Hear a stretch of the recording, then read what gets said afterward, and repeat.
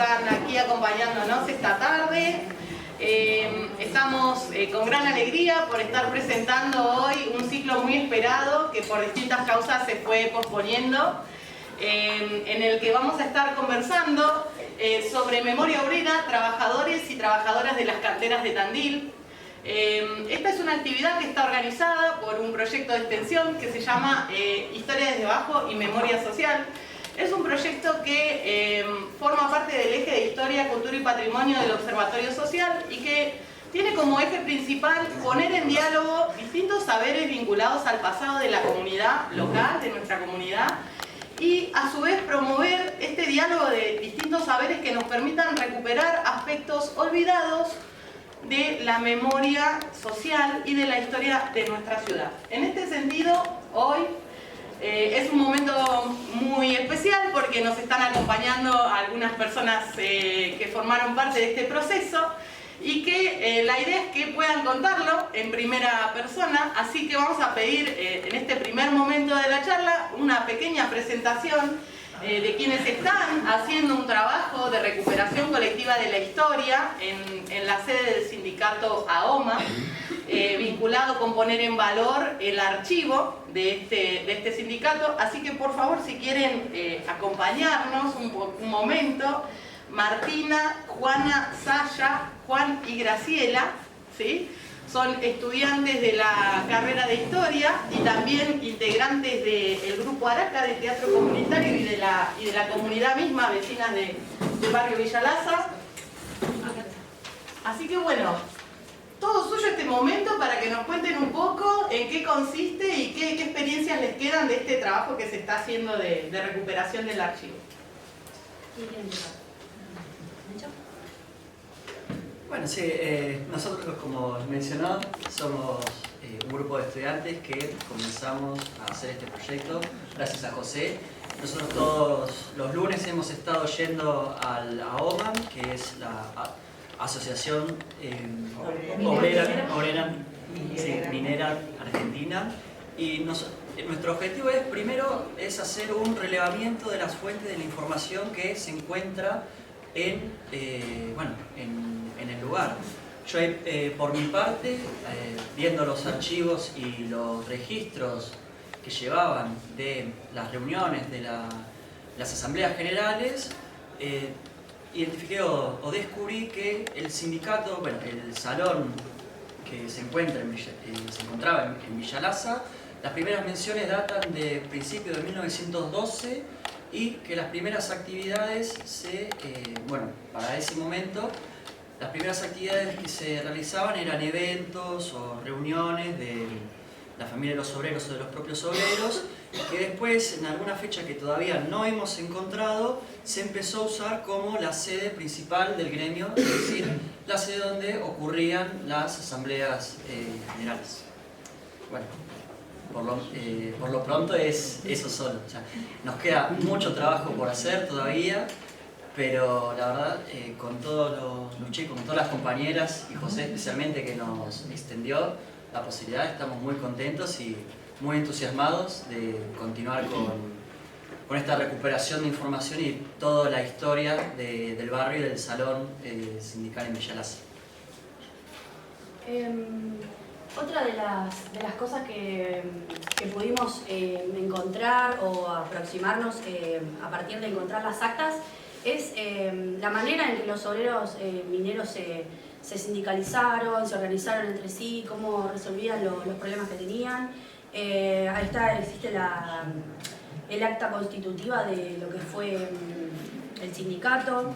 Y nada, nosotros lo que tratamos de hacer es como hacer un relevamiento y tratar de sistematizar y de conservar toda esa memoria que nosotros tal vez la denominamos historia desde abajo, porque es de los lugares de trabajo de los obreros, o sea, acercarnos a su memoria, a sus conflictos, a su manera de convivir entre ellos. Y lo hicimos también con vecinas del lugar que se acercaron a trabajar con nosotros y que han encontrado una vecina, creo que es bibliotecaria, ¿es?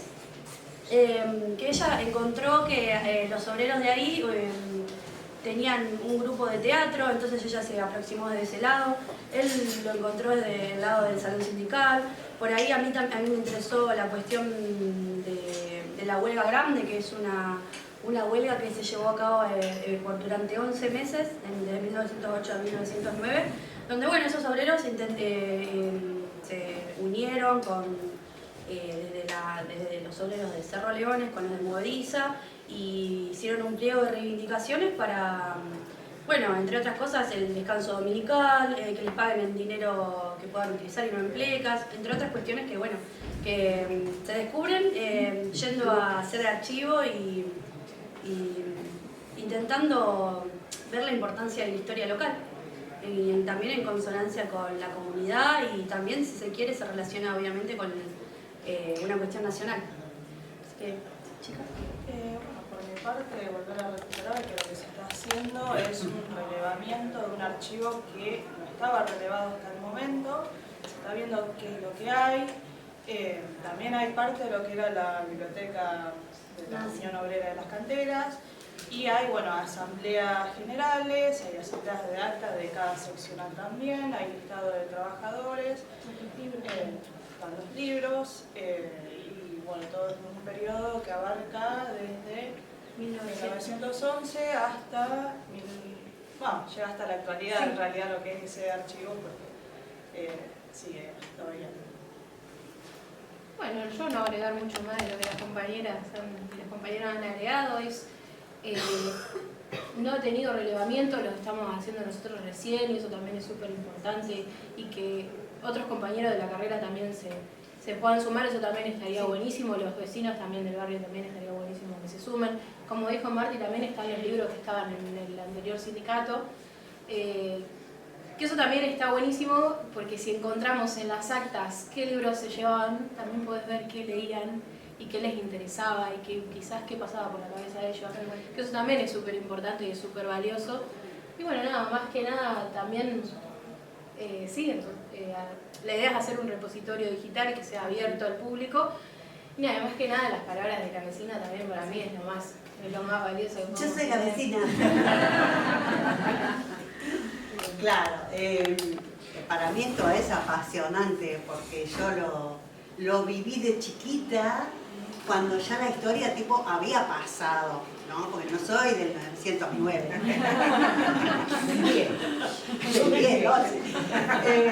Entonces, yo viví frente a mi casa, subían los camiones vacíos y bajaban con piedras.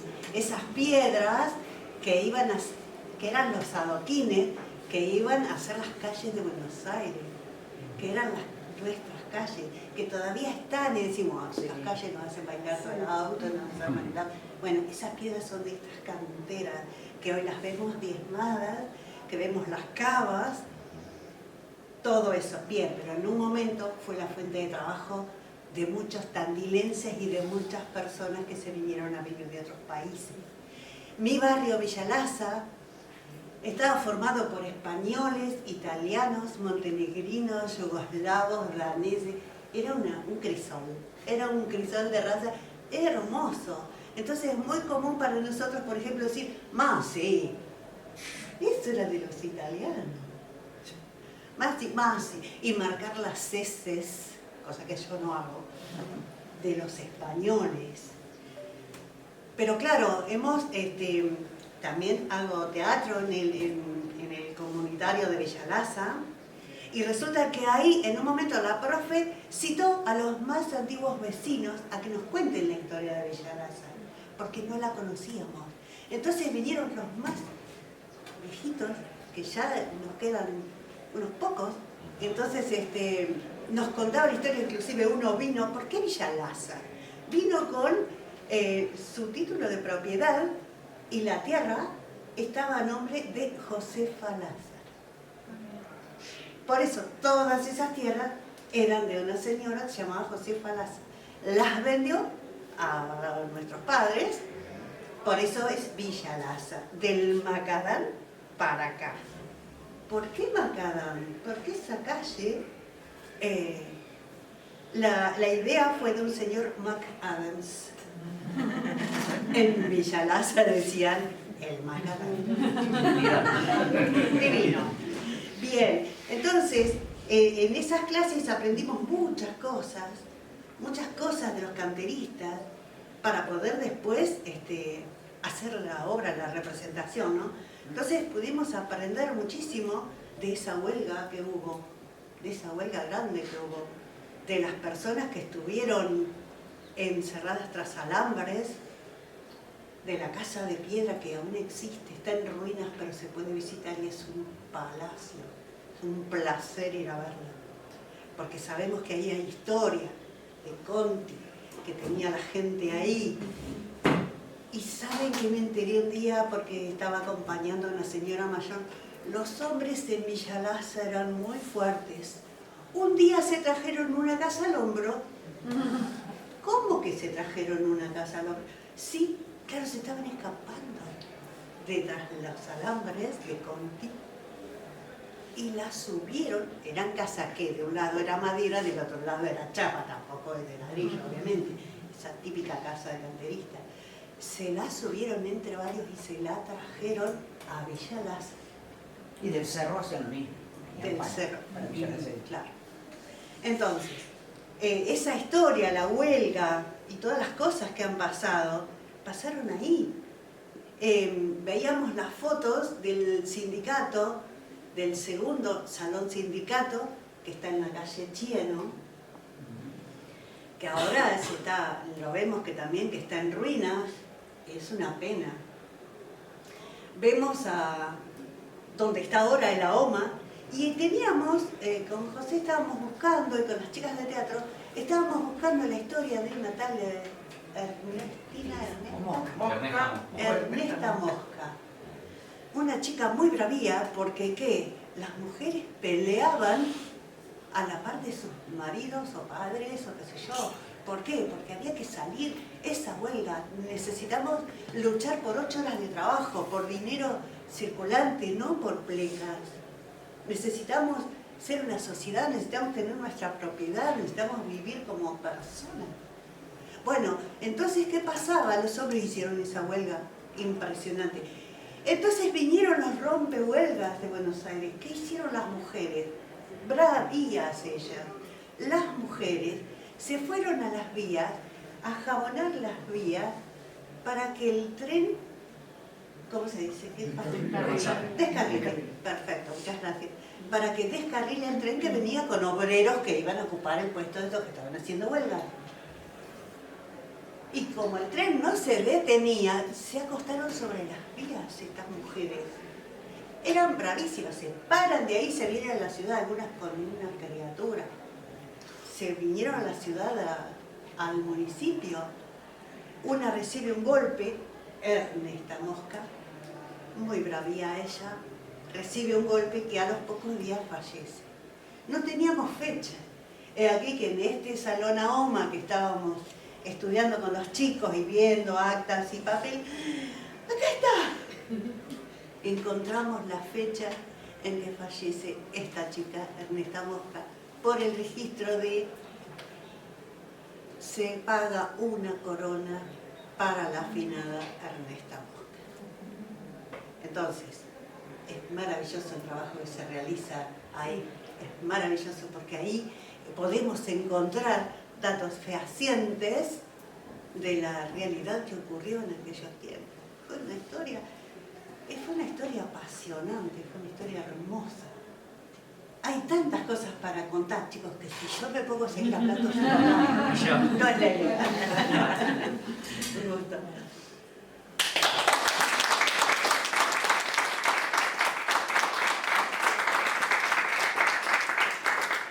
Les agradecemos mucho por sus palabras. Acá me parece que fue muy ilustrativo en el diálogo de saberes todo lo que han traído, ¿no? Porque encontramos por un lado este diálogo con el pasado más convencional, una fuente escrita, un sindicato que tiene registros de más de 100 años de la historia obrera, y por otro lado la memoria barrial, la memoria oral transmitida por generaciones. Y cómo esto se encuentra, distintos saberes, distintas personas, distintas trayectorias, en un proceso de reconstrucción de la historia de nuestra ciudad, que no es solo, como vos bien dijiste, de Tandil, sino también del movimiento obrero argentino y por qué no del mundo. Así que eso nos da pie para el segundo momento de la charla. Vamos a pedirles que hacemos un cambio de escenografía por un momento, que nos pasen a acompañar Luciano Barandiarán. Él es doctor en Historia de la UNICEN, docente de nuestra facultad. José Olivera, él es profesor de Historia, coordinador del Observatorio del Eje Historia, Cultura y Patrimonio y director del proyecto. Y José Antonich, por favor, si nos querés, Juan José Antonich, acompañar. Él es vecino de Desvío Aguirre y también es descendiente de una familia de picapedreros y comuneros, y que con ellos precisamente queríamos dialogar sobre este tema, por mucho tiempo olvidado en la historia local, quizá poco conocido, que tiene que ver con la existencia de una comuna anarquista en el Desvío Aguirre de Tandil, que está cumpliendo su centenario, ¿sí? Así que no quiero robar protagonismo, la idea es que podamos concluir luego de un intercambio con preguntas, así que si quieren ir comenzando, algunas de las preguntas que nos convocamos, ¿sí?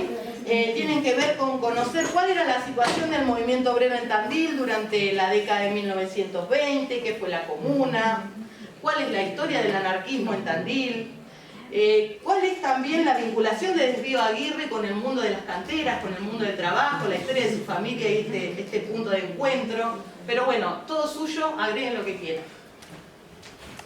Bueno, buenas tardes a todos, espero que anden bien. Yo voy a hablar básicamente de qué estaba pasando en el Tandil obrero en los años 20, que es cuando se produce la comuna. Básicamente mucho de lo que sabemos es gracias a este libro de Hugo Nario, seguramente todos lo conocen, Picapedreros. Y bueno, yo también quiero destacar la obra de Nario para la historia de Tandil, porque la verdad es que desde la academia, desde la historia oficial, ha sido una persona que no ha sido tan bien tratada como debería, porque Hugo se encargó de buscar la voz de los que generalmente no quedan en la historia, ¿no? Los nincheras, los picapedreros, los bandidos que estaban con el Tatadeos, ¿sí? Los marginales, y lo hizo en una época muy temprana. Para que tengamos todos una idea de, por ejemplo, la factura de este libro se publicó en el 97, pero él, para hacer este libro, entrevistó gente ya desde la década del 60. Es decir, cuando publicó este libro había fuentes que ya no iban a estar, entonces esas voces, gracias a Hugo, están en este libro, ¿sí? Estas fuentes, más las que los chicos están registrando en AOMA, que seguramente va a ser un trabajo impresionante y ojalá les vaya muy bien, nos va a servir para conocer mucho mejor todos estos procesos que decían los chicos recién y la vecina del barrio, porque hay muchas cosas que sabemos y otras muchas cosas que no sabemos todavía. La huelga grande fue una gran huelga, provocó un cambio decisivo en cómo se vivían las canteras. Como dijeron los chicos, hasta esa época casi que la gente que trabajaba en las canteras vivía casi en condiciones precapitalistas. Vivían como encerrados en la cantera a merced del patrón de la cantera, que no era el dueño de la tierra, era el que arrendaba esas tierras al dueño de la tierra, ¿sí? Y es impresionante que en un país casi capitalista como Argentina, acá en Tandil, a kilómetros de acá, la gente viviera casi en condiciones de capitalistas. Bueno, eso cambia con esa gran huelga que se produjo en 1908 de los que hablaba Saya o Juana, no me acuerdo quién, y eso provoca tensiones, tanto al interior del movimiento obrero como en la relación entre los trabajadores con los patrones, ¿sí? La huelga más trágica es la de 1911, 3 años posteriores, donde se va a tomar la comisaría porque hay 3 obreros detenidos y se produce una serie de muertos, y esa huelga por ahí es mucho más trágica que la huelga grande, que es la que más se recuerda por la duración que tuvo, ¿no? Que fueron como de 12 meses. Fue un acontecimiento que apareció en Caras y Caretas, La Nación, en muchos diarios por lo que había pasado ahí. Y un año después cae la piedra Modesa. Oh, casualidad. Si se fijan en el libro de Nario, 1912 no aparece. Aparece la represión del 11 y 1913. no vamos a culpar al pobre bonario de que... Pero esa duda que hay sobre qué pasó con la piedra es sintomática porque de los 365 días que podría haber caído la piedra, cayó justo al año en el que se toma en el que se matan a los obreros, en el que mueren obreros en Tandil. Es sugerente. Bueno, la década del 10 y del 20 a nivel ideológico es compleja porque aparece el sindicalismo que empieza se consolida el sindicalismo, la corriente sindical, que empieza a quitarle protagonismo al anarquismo. La ley de 1910 de defensa social que se impone por el temor a los atentados anarquistas le va a sacar preponderancia al anarquismo porque a partir de ese momento vos si sos obrero o dirigente sindical y querés hacer una marcha, una manifestación, una asamblea, tenés que declarárselo a la policía. Eso para los historiadores está buenísimo porque si la hacen legal, vos sabés cuándo se van a reunir, porque la prensa lo publica. Ahora, si la hacen ilegal, no está la información. Entonces, por ejemplo, esa huelga del 11 que termina tan mal es porque la asamblea dura más tiempo del que la policía lo había permitido. Eso desencadena la represión. ¿Sí? El sindicalismo, a diferencia del anarquismo, negocia con el Estado. Esa sería la diferencia central. El anarquismo no quiere negociar con el Estado, el sindicalismo sí.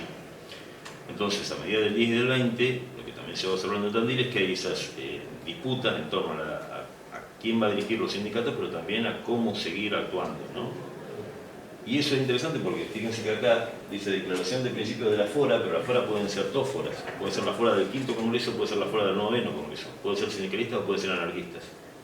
Entonces todo ese campo, la diferencia básicamente es que la fora del 5º Congreso es anarquista y la fora del 9º Congreso es sindicalista.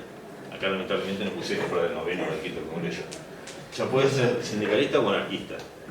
Por eso los chicos van a estar buenísimos el trabajo que van a hacer porque van a decir, no, esto es sindicalista o esto es anarquista. ¿Sí? ¿Y por qué esto es importante? Que acá está la fuente, fíjense. Ahí lo podemos resolver, capaz. Fíjense, fue el pacto de solidaridad aprobado en el 4º Congreso. Sí, entonces seguramente es anarquista. Pero bueno, podría no serlo, digamos, hay que leerlo. Esta disputa entre sindicalistas y anarquistas a su vez se va a ver complejizada por la presencia de los socialistas, desde 1912, y después de 1917 por la presencia del comunismo. O sea que es una ensalada, porque tenemos socialistas, anarquistas, sindicalistas, comunistas. Sin embargo, en el mundo de los picapedreros la disputa va a ser entre sindicalistas y anarquistas. Y la comuna, que es esa experiencia de la que vamos a hablar hoy, que va a hablar José mejor de qué estaba pasando con el anarquismo, se da cuando unos obreros anarquistas son expulsados de la cantera San Luis a raíz de una asamblea donde hubo un enfrentamiento y hubo muertos, que tiene que ver con esta disputa entre sindicalistas y anarquistas. ¿Sí? Obviamente los que son expulsados son anarquistas. O sea, eso está clarísimo. En la página, disculpe que sea tan denso, en la página 111 del libro de Bonario los voy a nombrar. Los que son expulsados son Leonardo Puccioni, leo los apellidos porque si no los voy a aburrir. Padellini, Bangé, Murguía, Fernández, Gallardo, hay varios Gallardos. Núñez, Itandía, Aría, Martínez, Pérez, Pousa, Míguez, Martínez, Varona, Maestro, Barlotti, Maurán, y a su vez Soria de Lizano, con ellos decir, se fueron. 3 días, Bouza, Touceda, González, Pérez, Vázquez, Prieto, Frío y Vázquez. A su vez, de todos esos, no todos esos van a estar en la comuna. De esos, solamente 12 van a estar en la comuna. ¿Sí? Hay que ver después qué van a hacer nosotros. Pero bueno, ahí empieza una experiencia muy interesante que duró un año. Ellos van a contar mejor esa experiencia. Pero que es interesante porque el día de hoy nosotros lo mezclamos con la experiencia comunista y pensamos en Rusia. Y sin embargo el anarquismo ya pensaba en la comuna antes de la experiencia soviética. Había un comunismo anarquista y un comunismo marxista, si se quiere, ¿no? La comuna no está pensando en lo que está pasando en Rusia, sino en lo que había pasado en París en 1871. ¿Bien? Y eso sería lo más importante de mi parte. Bien, bueno, yo voy a contar un poco, muy buenas tardes, gracias por haber venido, y voy a contar un poco un adelanto de un proyecto de investigación que estoy haciendo que está vinculado sobre ese entramado complejo anarquista que estaba mencionando Luciano en la década del 20.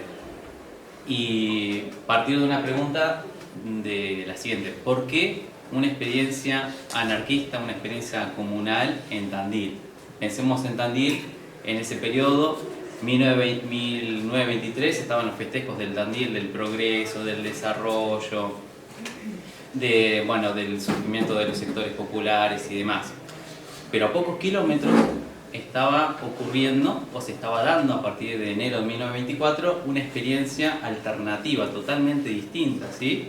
En base al anarquismo, a la idea de autogestión, a la idea de nada de propiedad, de sin Estado, ¿sí? Entonces, la pregunta es, ¿cómo surgió eso acá en Tandil? ¿Sí? ¿Por qué esa experiencia anarquista acá en Tandil? Y esto me llevó al libro de Hugo Nario, y el libro de Hugo Nario me llevó a un periódico que se publicó en nuestra ciudad entre 1923 y 1930, que se llamó La Verdad, y que la publicaba una agrupación anarquista que se llamaba Agrupación Anarquista Aurora Libertaria. Que se publique un periódico y que dure tanto tiempo, tantos años, y que se publicara casi mensualmente, nos da cuenta de algo. Significa que hay una organización, ¿sí? Y que está detrás de publicar ese periódico. ¿Podemos pasar, Marcel? Entonces, ¿cómo pude acceder a este diario? Hugo Nario sabía de la existencia de este periódico en la Biblioteca de Historia Social de Ámsterdam. Sabía que existían estos periódicos, sabía que se habían publicado entre 1923 y 1930, pero nunca había podido acceder a los periódicos porque se perdieron, y los que quedaron conservados en la Biblioteca de Ámsterdam. Entonces, ahora con el tema del internet y demás, se puede acceder a este archivo de manera digital. Entonces, este acervo bibliográfico, este diario, se puede acceder a través de una página que se llama Archivet.net. Entonces, ahí están todos los periódicos. Y esto nos muestra una dimensión de un Tandil que no conocíamos o no se conoce hasta el momento, ¿sí? Y que tiene que ver con todas las actividades, conferencias, veladas, mitines que realizaban los anarquistas en nuestra ciudad. Acá lo que menciona es, ¿a quiénes estaba dedicado el periódico? El periódico estaba dedicado a los obreros de las canteras y a los anarquistas en general, ¿sí?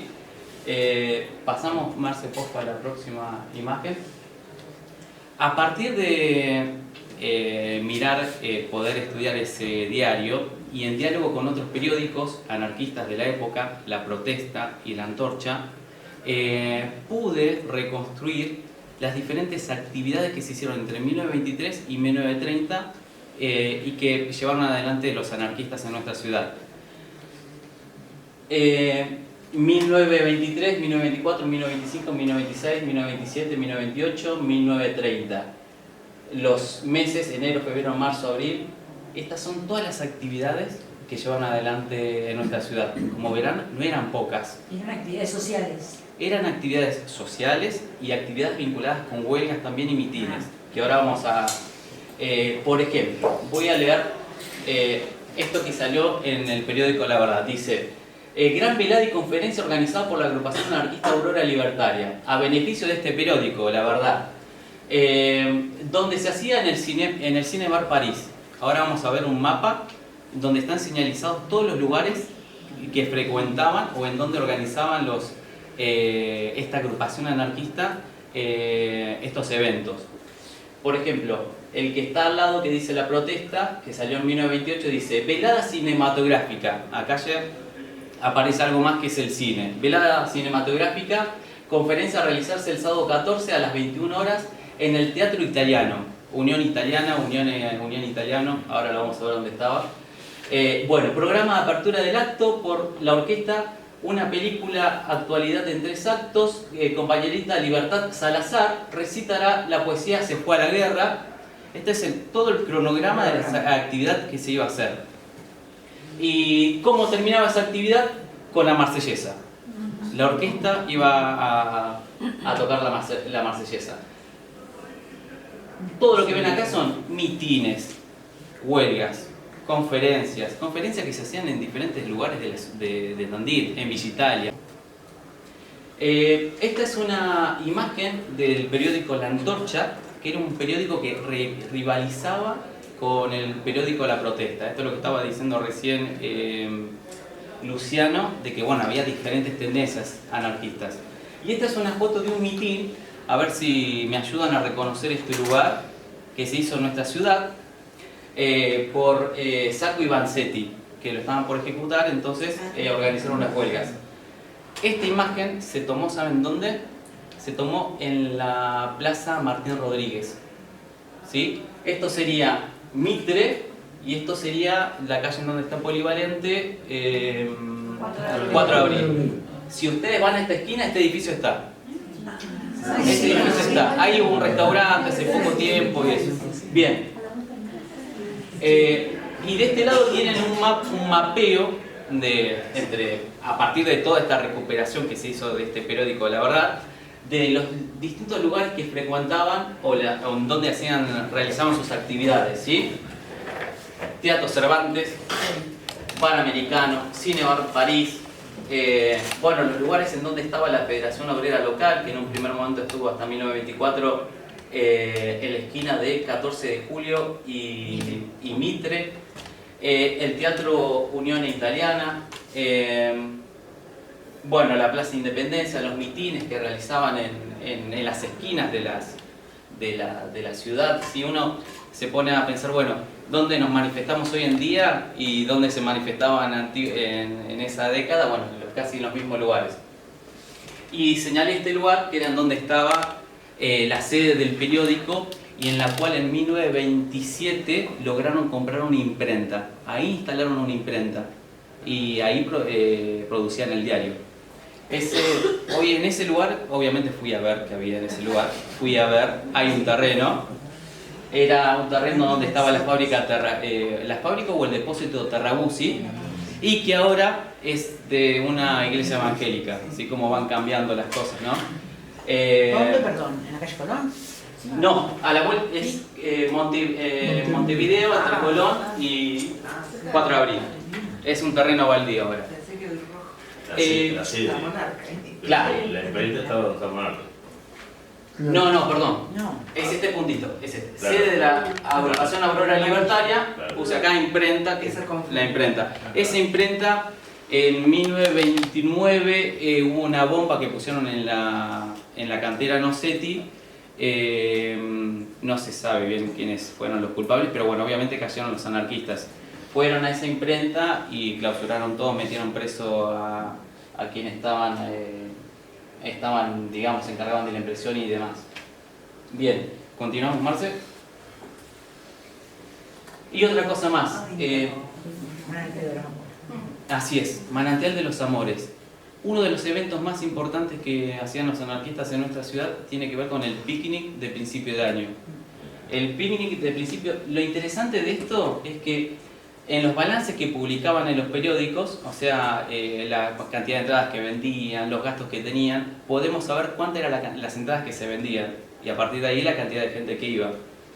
Entonces, por ejemplo, 1924 se vendieron 717 entradas para mayores, 190 para menores. Al picnic de los anarquistas en el Manantial de los Amores concurrieron 907 personas. No poca cosa, ¿no? ¿En qué fecha, José? Esto, 12 del 2 de 1924 se hizo el picnic. Miren acá, 1928, 1111 personas fueron al picnic. Y bueno, también en los balances se cuenta los gastos que tuvieron, por ejemplo, se realizaba una rifa y tuvieron el gasto, por ejemplo, de un cuadro de Kropotkin, por ejemplo. O, por ejemplo, se sorteaba un revólver. Eran parte de las rifas.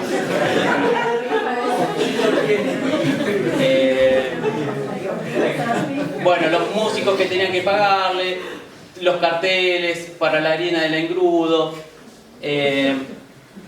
Bueno, gracias a este periódico la verdad podemos recuperar todo esto y podemos entender esta dimensión un poco más de saber por qué una comuna anarquista en nuestra ciudad. Y bueno, está vinculada con esto porque el anarquismo tenía un peso gravitante, o estamos observando de que tenía un peso gravitante en nuestra ciudad y que movilizaba y que organizaba muchos eventos, ¿sí? Y Marce, la última. Y bueno, haciendo este trabajito encontré algunas menciones que están vinculadas con la comuna, a partir de unos periódicos que son La Protesta. Me gustaría poder leer uno nomás, para así no... dice: Federación Obrera Local es La Protesta de 1928. Este consejo llama a todos los compañeros de afinidad amantes a la fora y a la protesta, en particular a los que trabajan en las canteras autónomas comprendidas la Aurora, Montecristo y la Comuna. La Aurora, Montecristo, todo ese cordón serrano que Hugo Nario Beppo Gessi denominó el cordón de los libertarios, ¿sí? Y la Comuna, para el domingo 29 a las 15 horas, en nuestro local San Martín 299. Esto es interesante porque la Comuna duró un año, fue entre 1924 y 1925, ¿sí? Pero se sigue mencionando la Comuna luego, unos años posteriores, ¿sí? Quedó el nombre. Quedó el nombre. Y ahora Juan José seguramente nos va a contar algo sobre eso. Bien, eso... Bueno, muchas gracias. Tengo acá, me pasan por cucaracha, un extra especial que vamos a estar presentando, como se dice, un anticipo de una producción que se está haciendo, que después, si la persona que es protagonista quiere, está invitada a hablar, por supuesto, pero si no, vamos a escuchar hoy el avant premier como un adelanto, con el testimonio de la entrevista de Elena Antonich Capel, que ella también es vecina de Desvío Aguirre, está vinculada con toda esta historia, y bueno, vamos a escuchar un poquito. Sí.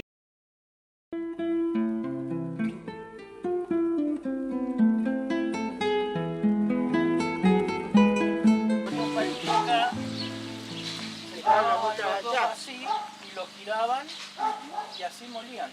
Esperamos porque los encontramos enterrados.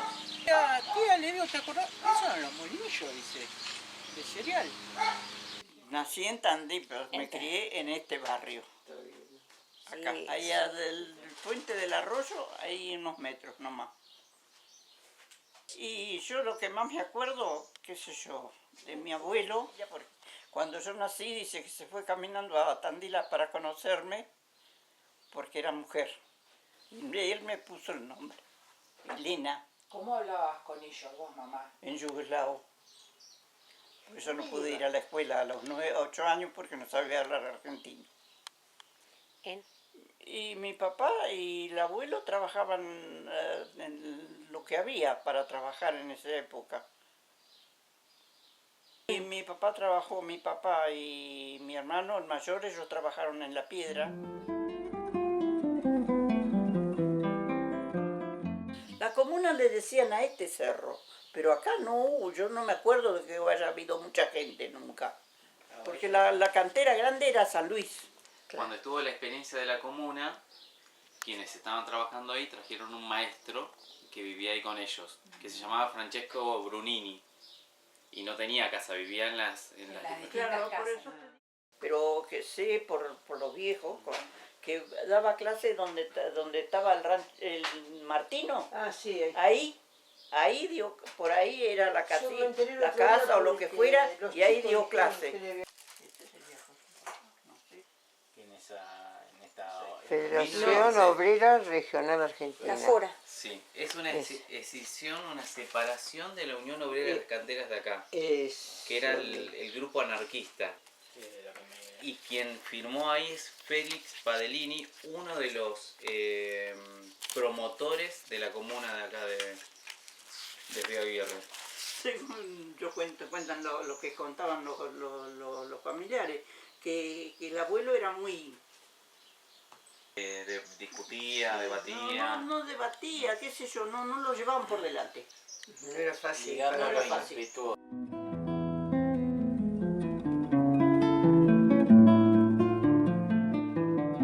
Era como una ciudad chiquita, era como un pueblo. Así como te puedo decir, porque tenía la calle al centro y estaban casas de acá y casas del otro lado. Y eran casas casi todas de piedra, eso sí me acuerdo, pero una vez que fui, eran casi todas de piedra. Todavía iba el tren cuando yo fui una vez.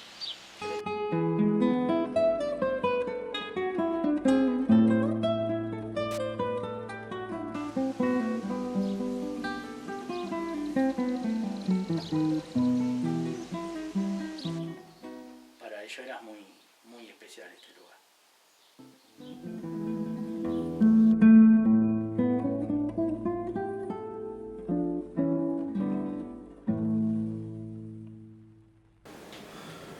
Bueno, se quedan con ganas de más, ¿no? Ah.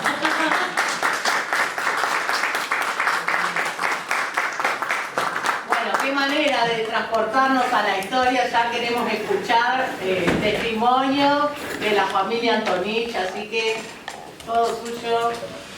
Bueno, antes que nada, buenas tardes para todos. Vamos a empezar por la historia. ¿Cómo llegó la familia Antonich? En el año 22 llegó mi bisabuelo Nicolás y mi abuelo Juan. Cuando llegaron, el apellido nuestro es Antonich, pero al castellano no se podía poner Antonich porque tenía que tener una H. Ahí ya hubo la primera modificación.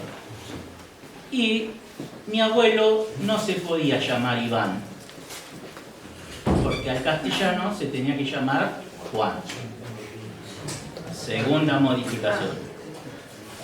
Bueno, de ahí cuando llegaron a Tandil, nosotros no sabemos bien cómo llegaron. Lo que sacamos en cuenta es que llegaron porque otro vecino, o otro amigo, o otro coterráneo de Croacia, le escribió y llegaron acá. Después, por medio de la tía que está acá, que es el disco rígido de nuestra familia, nos dijo que no sabíamos que se vinieron porque no querían que peleara más en ninguna guerra. Nosotros no sabíamos, tienen que entender algo, no eran de hablar, no eran de contar. Si llegaba un momento que ellos querían hablar, hablaban, si no, no decían nada. Y no se te ocurra pararlos. Sí, no. O sea, tu rol era escuchar. Con el tiempo nosotros, porque mi papá en un momento también contó, si no, no sabíamos, mi abuelo, por lo que él dijo, que iba en la Primera Guerra, que le decían la Gran Guerra. Después de eso, al año siguiente, en el 23, viene mi bisabuela Ana Popovich. Y al transcurrir un periodo largo de unos años, viene mi abuela, que había quedado embarazada de mi abuelo, llegan a Tandil. De Nicolás, de tu tío. Claro. Y viene mi tío Nicolás, que no conocía al padre. Imagínense, entre 6 y 8 años vienen y te dicen, yo soy tu papá. Desde ya, como la tía decía, no se hablaba en castellano. Mi abuelo tuvo que aprender a escribir, a hablar, firmaba perfectamente. Vos decías, no puede ser que sea un extranjero como escribía. Bueno, él escribió. Y ellos fueron al Cerro de la Comuna a vivir. En esa casita que ven ahí vivían. La última casita. La última casita, que está entre medio de los cerros, que no se conoce. Porque ahí es como hablábamos con José, que justo llegó ese día y habló con mi hermano mayor, y mi hermano mayor, tenés que hablar con mi otro hermano, le dijo. Algo así. Y ahí me llamó y nos pusimos a hablar, y ahí empezamos a hablar y todo, y a recopilar cosas. Le digo, vení tranquilo, no hay ningún problema. Y de ahí se empezó, dice, un día tenemos que ir ahí. Bueno, fuimos, el lugar lo mostraron, todo, bien entre la sierra. Ahí no había nada. Pero ahí era la comuna. Que no se hablaba. Nosotros siempre nos llamaba la atención por qué en Tandil no se hablaba de cierto sector. Una de las cosas es por esto, por el anarquismo. Y otra cosa que después con el tiempo nos dimos cuenta, ese sector era la parte de los croatas. Y que acá te atajo algo que en mi casa se decía que la moviliza lo tiraron los serbios. Siempre decía. Así que imagínense cómo era. Yo a él le comentaba cuando mostraba ahí que mi abuelo iba al bar Tito, que era de la familia Antunes, no iba a otro bar. El bar Tito en esa época estaba, para los que conocen, al lado del Ideal. Él no iba al Ideal, no le gustaba a la gente que estaba en el Ideal. Iba al bar Tito porque había gente que a él le gustaba. ¿Por qué? Porque pensaban de esta forma, porque no eran ni serbios, ni montenegrinos. Ahí entra otra faceta de la familia. Ellos eran de cada sector, por ejemplo. Ellos eran muy católicos, los serbios no eran católicos, eran ortodoxos. Primer problema. Segundo, los montenegrinos, como en esa parte tuvo la invasión otomana, quedaban muchos musulmanes, religión musulmana. Tampoco estaba bien visto. Mi tía lo puede decir en unas reuniones que había, que llegaba el momento que ella se iba, de cómo hablaba. Y entra una faceta de la ideología de mi abuelo, comunista. Pero como hablábamos, ellos no se juntaban. Por ejemplo, vos eras española, vivías al lado de él, no había ningún problema. Ahora, ¿de dónde venís? Ah, de los Balcanes. ¿De qué parte? Ya se podía. Y ahí estaba, no se mezclaban. Podían tener algunos negocios entre sí, pero de ahí no pasaba. ¿Por qué? Como él explicaba, tenía el sector de Cerro Leones, toda esa parte, no había croatas. Vos ibas a la parte de Albión, no había croatas. ¿Ves? Ahí está la parte. Quieren pasar a... Fíjense que al final de la libreta hay como un paso internacional. O sea que en teoría, si vos ibas a un centro internacional que estaba en otro país, eso te permitía decir yo soy anarquista. O sea que está buenísimo. Un pasaporte. Tipo un pasaporte anarquista. Bueno, nosotros no sabíamos que estaba en mi casa. Esas cosas las tenía mi papá, no hablaba, no decía nada. Un día, no sé cómo salió la conversación y mi mamá dice, deben estar las cosas guardadas de tu papá.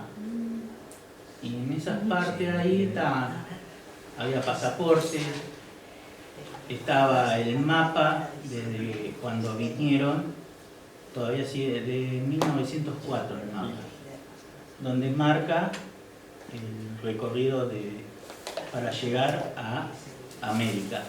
Que gran parte se bajaban en Brasil, calculo yo que serían las partes de la parte de Minas Gerais o algo ahí, que de ahí, y después otra parte bajaba en Montevideo y la otra parte en Buenos Aires. Cada uno se ve que elegía dónde bajarse por conocidos, que es lo que nosotros calculamos que tienen que haber llegado acá porque había otra persona que era de esa parte. ¿Y vos sabés de qué lugar era los Antonich allá? Sí, Brivir. Sí. Es casi en la parte, no norte, cerca de Riqueja. Sí, más o menos por ahí, un lugar horrible. Cerca de la playa, feo, un lugar horrible. Imagínense toda la costa ahí, casi 2000 islas, un lugar. Y después creo que la otra, no sé, la abuela creo que era de parte de, papá decía que era de la parte de Zagreb, creo. Los abuelos eran... Sí, Zagreb era muy cerca porque siempre... Sí, no, estaban... Vivir y Zagreb. La abuela Ana era Stipsic de apellido. Sí, ahí ¿Cómo era el apellido? Stipsic. De esos había en Villa Lázaro. Sí, sí. Después, ahí, bueno, la parte de mis abuelas, ¿qué podían ser? Militares. Así, imagínense, ellos escribían, como decía la tía, no se hablaba en castellano. Mi papá no se acordaba, él decía, si me pongo a hablar con una persona me acuerdo, pero dice, perdí el idioma, lo perdió, lo mismo que la tía, con los tíos, todo. Pero si calculo yo que si se ponían a hablar con una persona, ellos volvían a recordar el idioma de ahí, de, según ellos, Croacia, no Yugoslavia. Yo leía también, porque había un libro que me acuerdo, y yo lo leía cuando aprendí a leer. Así que imagínense nada. ¿Qué era lo mismo con él? Pongan descendiente italiano. Hay muchos acá. ¿Qué se hablaba? ¿Qué se hablaba? Italiano. Está bien que era Argentina, pero hasta que después en una parte polaca que hablaban, polaco también hablaban, pero en sus idiomas nacionales. Después, bueno, con el transcurso del tiempo, el castellano. Así que imagínense en el crisol de gente acá. Acá verdaderamente lo que nos unió fue la educación pública, porque nos mandaban a colegios donde teníamos que hablar en castellano. En mi caso particular, que también soy descendiente de croatas, mi padre, mi madre, mi abuelo, todo, yo fui al jardín de infantes y yo sabía español, pero no sabía cuando hablaban español o cuando hablaban en croata. Entonces la maestra preguntaba cómo se llamaba cada uno. Y bueno, yo me paro y digo, ja se zove Néstor Pavić. Imagina a mi compañera, sabía todo. Llamaron a mi viejo y dice, no hables más en ese idioma porque el chico no va a saber hablar castellano. Y bueno, y a partir de ahí... castellano, si no, no podíamos ir a la escuela. Claro. En el caso particular de mamá, por lo que yo pude averiguar con un psicólogo, borró la lengua materna en función de su imposibilidad de socializar. Mamá fue 2 años a la escuela y era tratada y separada del resto, y lo único que hacía era palotes, y se le llenaba el cuaderno de palotes y se lo hacían borrar y volverlo a llenar de palotes. Mamá tiene un recuerdo muy particular de la señorita Rosa, que tuve el placer de conocer. La conocí cuando tenía 90 años, la mujer, porque esa señora se dio cuenta que mi mamá no hablaba el castellano y le enseñó a hablar y escribir el castellano, y fue la posibilidad que ella tuvo de relacionarse con el otro, porque solo su relación era con su familia, porque no tenía la posibilidad de comunicarse. Y estamos hablando de una persona que tenía 9 años. O sea, iban a la escuela cuando no había que hacer determinados trabajos, lo que pasaba. A ellos les pasó, a mi tía, a mi tío les pasó. Primero había que hacer determinadas cosas, si se terminaba, se iba a la escuela. Si no se hacían, no se iba a la escuela. Por ejemplo, ¿qué cosa? Las tareas del hogar. Tenías que hacerla, por ejemplo... Mi mamá era la única mujer de 5 hermanos varones, tenía que limpiar, cocinar, lavar la ropa. Mire, le voy a dar un ejemplo sencillo. Mi padre sufrió una enfermedad y por esa enfermedad sufrió otra enfermedad. Él nunca nombró a los padres. Nunca. A la única que la nombraba era a ella y a los hermanos. Nunca nombró, nunca dijo papá, mamá. Nunca, cuando estuvo enfermo. Se acordaba de mi tía y de los hermanos. Nunca nombraba a los padres. Así que imagínense cómo era. No estamos hablando que sean malos ni que les pegaban, no. Era la forma de ser. Y yo siempre hablo que uno, bueno, ha pasado el tiempo, todo, pero vos ves que tenés ciertas cosas. Pero lo que tenía, que yo veía eso. Si vos eras amigo, eras amigo. Seguro Montenegrino está complicado. No. Salvo que fueras al bar Tito. Al bar Tito quería decir, como hablábamos, lo mismo de eso. Cada uno tenía su zona. Claro, sí. Iban a, ¿cómo se llamaba el hombre que tenía el taller que llevaban las cosas a arreglar? Don Mi abuelo. Era distinto. Era vivir también igual que mi padre, pero era muy distinto. El abuelo de la señora que está allí era Tom Cruise. Estamos juntando pedacitos de historia, in situ. Claro. Tu madrino, tu padrino. Los dos. Y tus abuelos eran los padrinos de mi mamá. No, mi mamá. Mi mamá. Porque una vez contaba mi mamá que parece que los hijos del Barba, ¿no? No estaban bautizados. Entonces uno con cada hijo y todos bautizados. Eran como la familia. Sí. Después obviamente los lazos se pierden. Ellos cuando la crisis de la piedra en el 30 van a vivir a Tandil y recuperan el oficio del abuelo de Croacia que era herrero.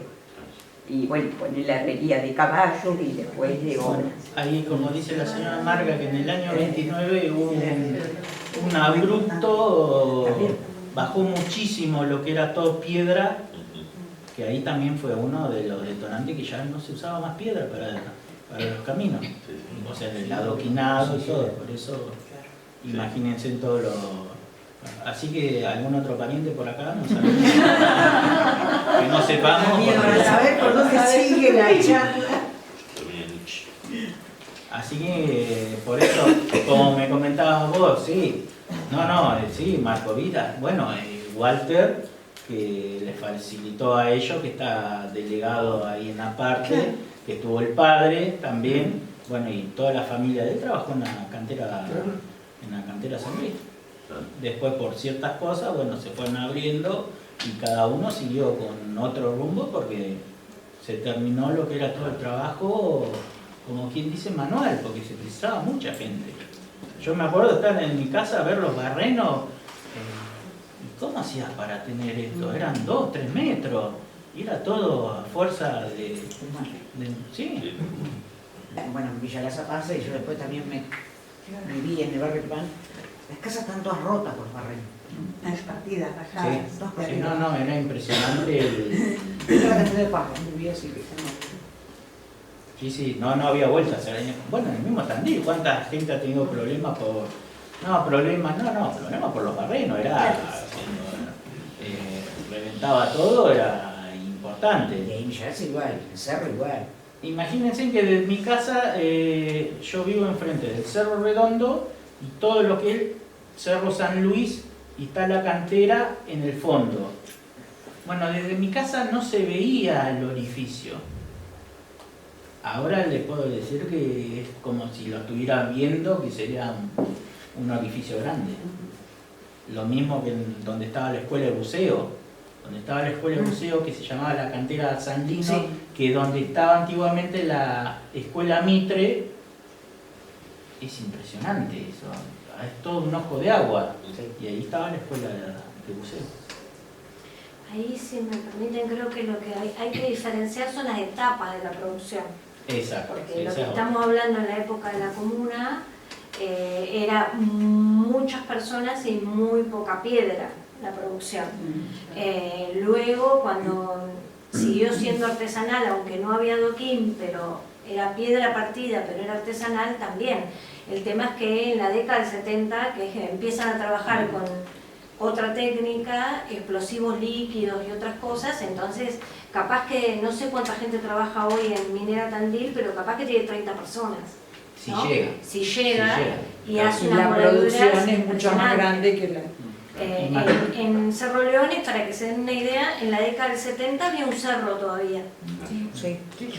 Y ya no había, no podemos hablar de que había picapedreros trabajando en esa cantera. ¿no? Y otro tipo de explotación. La minería Los actual. espejos de agua en Cerro León, Claro. digamos, que son tremendos espejos de agua actualmente. Las cavas. Claro. Se producen dos por producciones lo que muy se sacó, diferentes. digamos. Aprovechando que está una persona que trabajó en el museo, le voy a hacer una pregunta. ¿Qué opinás sobre, habrá posibilidad de que alguno de esos diarios que mencionó José estén en el museo? No, yo relevé todo lo que había de pelotera en el museo, no, y es todo mucho más actual. Y de este tipo de diarios no hay ninguno. Por eso fuimos, sí, yo ya en época del museo ya había empezado a ir a UMA a buscar este tipo de información. Y de aquella fecha no hay nada entonces. De la fecha sí, pero están los que ya sabemos, o sea, está el eco. Después ahí, en la parte de la comuna, que bueno, después se fue mi tío, ahí hubo un periodo que, bueno, cambiaron de trabajo. Calculo yo, no sé si a la fuerza o porque ya no era más el consumo de piedra. Lo mismo pasó en la cantera San Luis. La cantera San Luis tuvo un tiempo grande cerrado. Y ahí también se vio el problema para el paraje, porque mucha gente se fue. Porque no había trabajo. ¿A dónde migraban? A la ciudad. ¿Qué iban a hacer los chicos, la gente? O tenías que estudiar, emigrabas a la ciudad. Y de ahí, cuando yo le decía a él, fíjate que en cada lugar donde hay un montecito, había gente. Ella nos contaba que cuando en la parte de las meriendas, ¿cuántos se juntaban, tía, a veces a merendar? En tu casa, que decía que un día le tocaba a uno, a un día le tocaba al otro. Tomaba la leche la cabra. Y qué sé yo, qué puedo decir. Y imagínate que ya ustedes eran unos cuantos.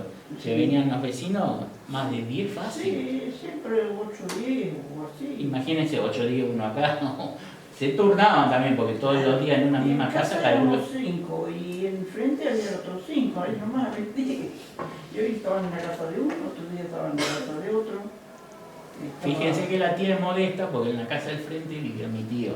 En la casa del frente, decía, pero bueno, dejémoslo ahí. Pero era un lugar importante en el sentido de también de la gente que vivía, hay mucha gente conocida. Bueno, apellidos, por ejemplo, Markovich, otro apellido Sainz, hay muchos. Y bueno, uno de los principales del desvío es la familia Petite, tal vez no sé si la habrán sentido nombrar. Y después, bueno, había talleres, estaba el taller La Vasconia también, que era de don Pocho Borda, una persona famosa, que se vino a vivir de su pueblo Clarás y ahí puso el taller, que hoy en día lo tiene el hijo. Así que imagínense, club de fútbol, toda la gente del desvío iba a La Vasconia, porque era una parte ensambrada, ellos eran todo ahí. Y estaba el club de La Vasconia, y tenían un poquito de tirantes con uno cerca que era el Solcito, que en esa época se llamaba La Pampa Florida, y después lo cambiaron. Que a propósito, mi tío no iba a La Vasconia, iba al Solcito, y tenía ideas también siguió como mi abuelo las ideas, algunas ideas. O sea, él iba más para aquel lado, porque no sé si había más gente, pero como decía José, no eran 2 personas por lo visto, eran muchas personas que hablaban o tenían su idea, pero no, todo estaba bien hasta que volvimos otra vez a lo mismo. ¿De qué parte sos de Yugoslavia? Ahí no había, todo iba bien hasta que llegaba el momento. Pero después con todos los vecinos no tenían problema, imagínense. Hablaban, se juntaban para escuchar la radio, iban al fútbol, todo. Pero no, hasta que llegaba el momento de sus coterráneos, que ahí no había tu tía. Que como contabas vos, en las partes de ahí, debe haber pasado exactamente lo mismo. O en la parte, como decía la tía, en el Cerro del Guión, exactamente lo mismo. Pero después el mismo desvío se fue desarmando por la pérdida del trabajo. Después abrieron otras canteras con el tiempo, pero esas canteras se fueron desarmando porque no había trabajo. Y no había asentamientos nuevos de gente. Claro, en la cantera San Luis... La gente iba a trabajar, pero volvía a la ciudad, no era con asentamiento. Imagínense que mi tía iba ella en el 39 a una escuela que se llamaba, era Escuela 29 pero Mitre. Ahí dio clases el famoso maestro Riato. Esa escuela estaba en el campo de Bilbao, sigue estando. Ahora no, porque la demolieron, no sabemos por qué, se demolió toda la parte principal de la escuela, se demolió, no sabemos por qué. Pero ese campo también era de Aguirre. Aguirre se lo donó a esta gente en Bilbao y después pusieron la escuela ahí, o ya estaba. Y de ahí ella alcanzó a ir a esa escuela, iba a caballo con mi tío a la escuela.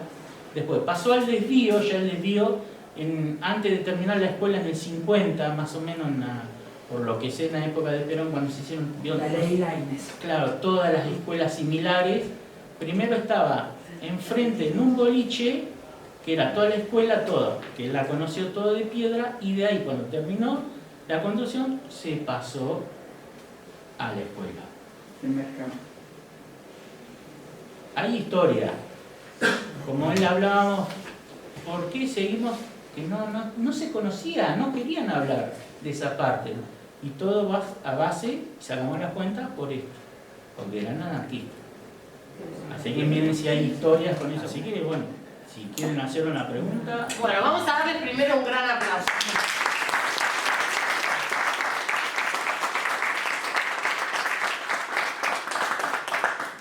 Ahora seguramente están muy ansiosos, ansiosas por preguntar alguna cuestión. La idea es que podamos conversar, intercambiar, si alguien quiere preguntar algo, aportar una anécdota, una historia.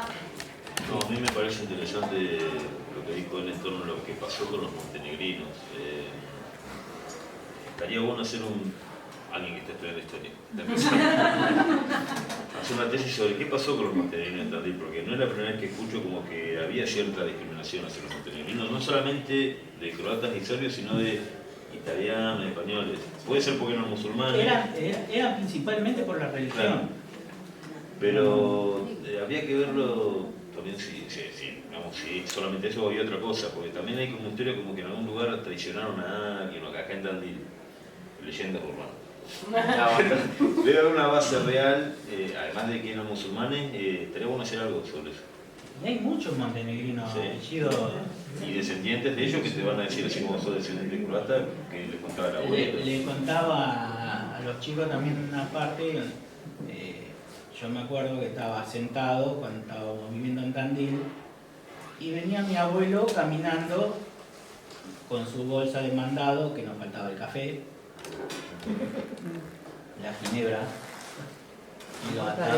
y la mortadela con pistacho tenía que ser, y los gastados de cigarro. Y el azúcar empolvadito. Iba caminando y enfrente teníamos un vecino, conocido de acá de Tandil, no quiero dar el apellido, conocido. Hola, don Juan, ¿cómo andás? Bien, bien. Subí a la escalera y cuando iba subiendo la escalera iba repitiendo montenegrino, hijo de... la madre. Sí, y yo le digo a papá, ¿qué le pasa al abuelo? Nah, yo soy grande y no lo entiendo. Y les comentaba a los chicos que una vez a mi papá lo vienen a ver del centro yugoslavo para si quería ser el presidente del centro yugoslavo. Y mi papá le dijo que no. Primero le dijo, por lo que él contó, él era argentino. Él respetaba que cada uno tenía su identidad, de dónde venía, todo. Pero él no iba a estar en un lugar para escuchar peleas. Así que no aceptó y nunca fue, nunca quiso ir. Así que imagínense hasta que... Yo, ¿qué le podría decir? Tenía 15 años, 12. Así que no estaba tan olvidado el problema. Con las nuevas generaciones calculo que acá no hay problema, pero allá eso no se lo olvidaron. Sí. Bueno, ya terminó así. Siguen siguen con sus problemas internos. Pero en qué nosotros somos argentinos. ¿Qué problema tratarte con una persona que la va a discriminar porque tenga otro pensamiento, otra religión? Y mirá lo que es la risa, porque mi mamá es apellido Aún, es árabe. Mi papá se puso de novio con una descendiente árabe. Mi mamá es católica, pero todos sus tíos, sus primos, todos no profesaban la religión musulmana, pero siempre andaban con el Corán en el bolsillo. Y si paraban un ratito o algo, se ponían a leerlo. Era la versión al castellano. Pero no era que lo profesaban, no siendo mi abuelo y mi bisabuelo que sí, todas las tardes rezaba. Así que imagínense lo que es la historia. Nunca sabremos qué pensó mi abuelo en ese sentido, se enteró tarde o mi papá nunca le dijo. Nunca le dijo. Así que la historia de ahí, después le contaba a él en una parte cuando van, era así, nosotros no tomaban agua. Siempre hablábamos con la tía que tomaban agua cuando se bañaban, no eran de tomar agua.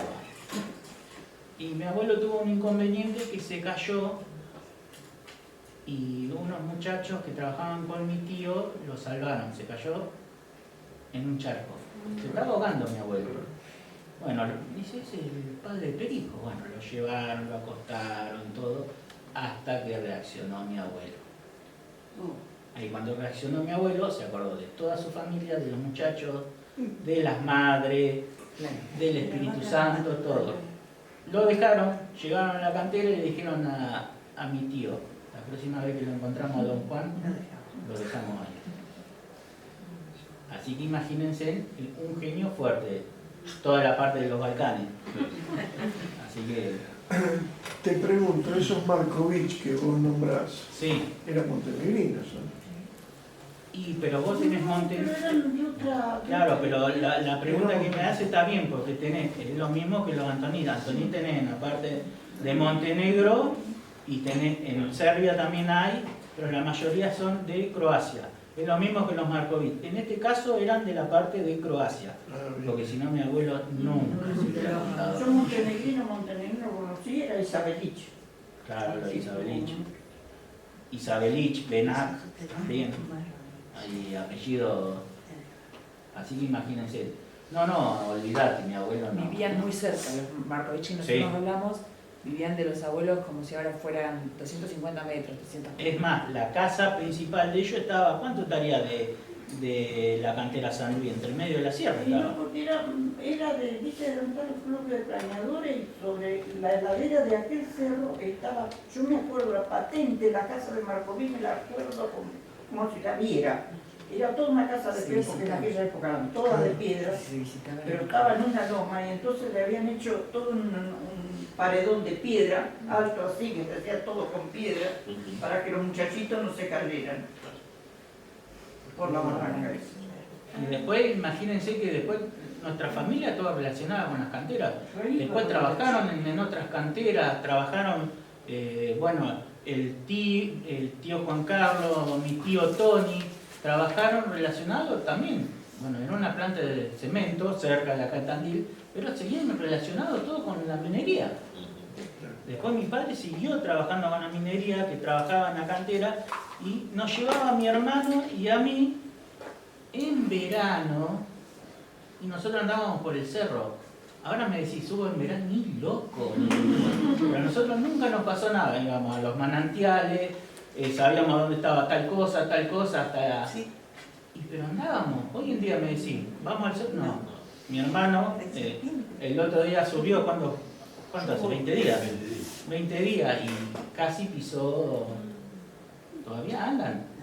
Imagínense, nosotros andábamos como si nada en esas partes, ahora me decís, no, ni loco. Vivencias, ¿no? Como deben tener todos ustedes. No, y también que de la comuna, José se sabe poco. De la comuna, no como lugar, sino de qué pasó con esos 12 piropedreros ahí. Pero hasta el día de hoy, vos nombrás la comuna en Tandil y no se registra. No se registra. Se registra más por ahí Santana, porque antes se llamaba Santana, entonces en algunos casos es Santana, pero es la comuna. Claro, el predio, el campo se llamaba Santana. Claro. Imagínense que ahí cuando se reactivó después de los 90, las vías se reactivaron un poco, ahí iban a hacer un ramal hasta el Cerro de la Comuna, iban a poner una cantera ahí. de la familia de un expresidente. Iba a poner una cantera. Así que si hubiera puesto la cantera, no hubiera estado la casita, no hubiera se llamaría comuna, no creo. Así que imagínense también todavía la vía vieja está que va a la cantera San Luis. En esa parte se había arreglado, supuestamente, cuando pasa todos los vagones, todo casi se descarriló. Nunca la arreglaron. Pero esa parte es linda, porque vos vas entre medio de la sierra y hace un zigzag la vía entre medio de las piedras y llegás a la cantera San Luis. Hay rompedora también. Y ahora sigue la cantera San Luis, tiene otro nombre, imagínense, no están las casas. ¿Pero está en la antigua rompedora? ¿O no usaron nunca rompedora en ese lugar? No, están las nuevas rompedoras. Ah. Cuando está el viento del este, la escuchaba en mi casa la mandíbula, tum, tum, tum. Esa es la rompedora, se siente el ruido. Pero quedó nada más. Está esa cantera, del otro lado hay otra cantera, y en la parte del Cerro San Luis también hubo picapedreros puntanos que llegaron a la época del 70, mediados del 70, y se fueron. El último se fue más o menos después de 1990, que hacían piedregullo. Que mucho, como se terminó también el trabajo, se volvieron a San Luis. Quedó una de las familias de Orellano, de apellido. Familia puntana, pero también se fueron. Y ahí te quedan dos canteras, una queda en el Cerro Tandilio Fuz más abajo, otra ahí mismo en la cantera San Luis, y después ahí en la parte del Cerro La Comuna, hacia la parte, vendría a ser oeste, es donde se saca todo el material para arreglar las calles viales de Tandil. Que es lo que ellos le decían la piedra podrida. No le decían, o era con lo que se revolcaba en Tandil. Yo, en algunas casas que se embolsaba, era porque tenían la piedra cantera que le decían la arena, que no era arena. Bueno, en esa parte esperemos que no llegue a la comuna y que desaparezca toda esa parte. ¿Puedo hacer una pregunta sobre los diarios que vos contaste que ahora se pueden ver que están digitalizados, pero que se sabe cómo se fueron esos ejemplares? Sí, porque hubo un anarquista italiano que se llamaba Hugo Fedeli que recibía periódicos de todas partes del mundo, los coleccionaba y toda esa colección pasó a ser parte de esta biblioteca que está en Ámsterdam. Por eso se pudieron conservar. Porque estamos hablando de pensar el anarquismo como un movimiento transnacional y había mucha circulación de esos periódicos. Tuvimos la suerte entonces de que se pudieron conservar a través de anarquistas en Italia. ¿Están todos o hay algunos? No están todos. Y hubo épocas en las cuales el periódico no se publicó. Pero la colección está incompleta. Pero gran parte está. Bueno, si nadie más quiere tomar la palabra, entonces vamos a dar un pequeño cierre. Agradecer muchísimo por esta jornada. Yo creo que lo que se muestra es la potencia de este diálogo de saberes. Esto es la reconstrucción colectiva de la historia, lo que estamos haciendo, ¿verdad? Así que invitarles, si alguien quiere dar testimonio, si alguien quiere sumarse a este proceso de ir reconstruyendo nuestro pasado, las memorias. Si, por ejemplo, ustedes que se acercaron hoy quieren acercar su testimonio para ir completando otra parte, bienvenidos sean. La idea es que puedan contactar al proyecto. Vamos a ir haciendo entrevistas también con quienes tengan ganas. Y este ciclo, esto es el primer encuentro. Esperamos que pueda haber próximas charlas y que no sean acá en el campus, sino que puedan ser en los barrios donde sucedieron estos acontecimientos, y podamos también señalar esos lugares con la comunidad, ¿sí? Y compartir un poco más de todo esto que se está reconstruyendo. Así que no sé si alguien quiere aprovechar, agregar algo, sumar una reflexión, si no pediría una fuerte palabra. Agradecimiento. El Bartito habría que tener una, ¿no es cierto? Para tomar agua, ¿eh? Solo algo. Me gustaría poder agregar dos cosas. Uno, se hizo una pequeña muestra del trabajo que se está haciendo ahí en AOMA, que lo hicieron los estudiantes, para que se puedan acercar para poder verlo. Y en segundo lugar también agradecer a Ana Fernández, que hizo la edición del videíto que se vio de esos 3 minutos. Y bueno, agradecer a todos los presentes, a Mónica Blanco, la decana de la facultad, a Luciano, y bueno, a Juan José Antonich, que ya lo hemos ido a visitar un montón de veces. Nos llevó a recorrer el desvío Aguirre, la otra vuelta. Así que bueno, también a Elena, muchísimas gracias. Y esperemos que en breve podamos mostrar ese video completo. Cuando esté finalizado, poder mostrarlo. No, bueno, entonces vamos a apurarnos.